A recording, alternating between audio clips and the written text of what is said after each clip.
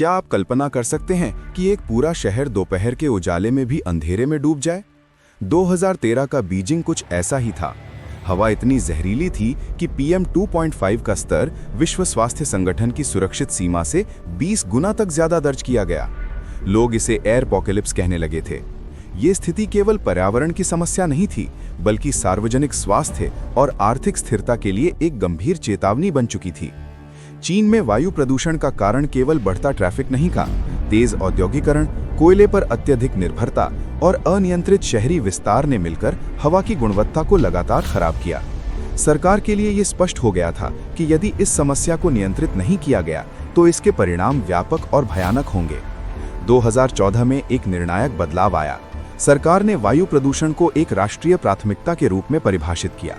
ये सिर्फ एक घोषणा नहीं थी, बल्कि मापने योग्य लक्ष्यों और स्पष्ट जवाबदेही के साथ लागू की गई एक सख्त रणनीति थी। परिवहन व्यवस्था में बड़े बदलाव किए गए। पुरानी और ज्यादा प्रदूषण फैलाने वाली गाड़ियों को चरणबद्ध तरीके से हटाया गया।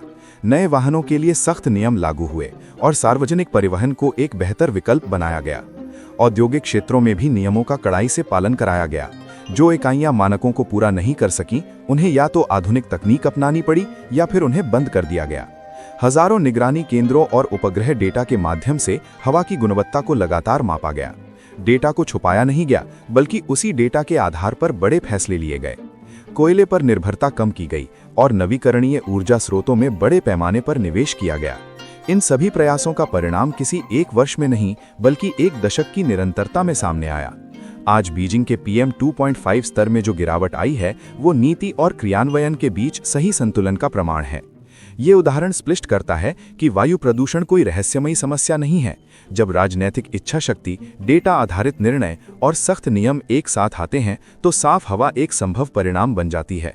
यदि आप दुनिया को इसी गहराई और स्पष्टता के साथ समझना चाहते हैं, तो कृपया चैनल को सब्सक्राइब करें।